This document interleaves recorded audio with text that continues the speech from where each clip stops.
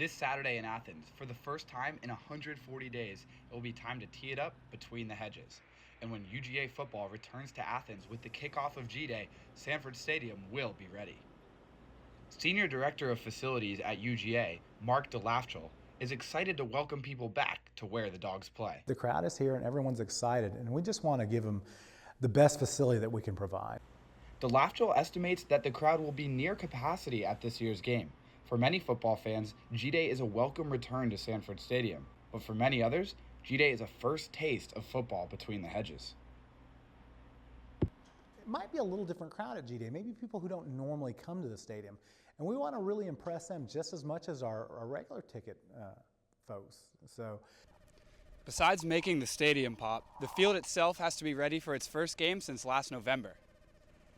Director of Field and Athletic Grounds at UGA, Matt Holland, has been hard at work to keep the field clean, safe, and fresh. Biggest thing is just stability, making sure when they go to plant or cut, they can, and the grass or ground doesn't give away.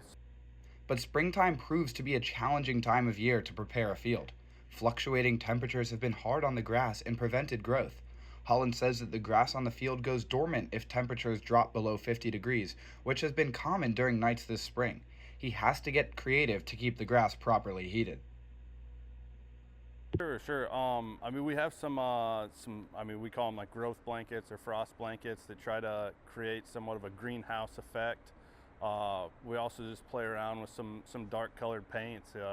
We'll paint the field kind of as blackish green as we can to hopefully trap some heat. That's not the only painting he's done.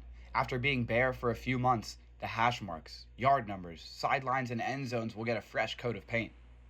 So, while G-Day may be better known for the return of the Georgia football team, it's also the return of Sanford Stadium.